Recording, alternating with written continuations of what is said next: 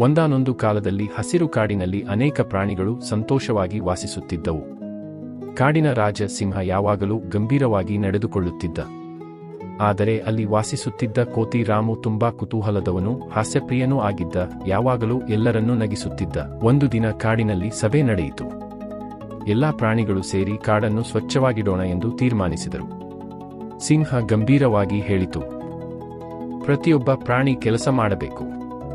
ಆನೆ ನೀರು ತರುತ್ತದೆ, ಜಿಂಕೆ ಎಲೆಗಳನ್ನು ತರುತ್ತದೆ, ಹಕ್ಕಿಗಳು ಹಾಡುತ್ತವೆ. ಹಾಗಾದರೆ ಕೋತಿ ನೀನು ಏನು ಮಾಡ್ತೀಯಾ? ಅದಕ್ಕೆ ರಾಮು ಕೋತಿ ಹಾಸ್ಯವಾಗಿ ಉತ್ತರಿಸಿದ, ನಾನು ಎಲ್ಲರಿಗೂ ತಾಳ್ಮೆ ಕಲಿಸುತ್ತೇನೆ ಸಾರ್. ನೀವೇನು ಮಾಡ್ತೀರಾ ನೋಡೋಣ, ನಾನು ಮಾತ್ರ ಕುಳಿತು ಹಾಸ್ಯ ಮಾಡ್ತೀನಿ. ಎಲ್ಲರೂ ನಗಲು ಆರಂಭಿಸಿದರು. ಆದರೆ ಸಿಂಹ ಕೋಪದಿಂದ ಹೇಳಿತು, ಇಲ್ಲ, ನೀನು ಸಹ ಕೆಲಸ ಮಾಡಬೇಕು. ಅದರಿಂದ ರಾಮು ಕೋತಿ ಕೆಲಸ ಹುಡುಕಲು ಹೊರಟ.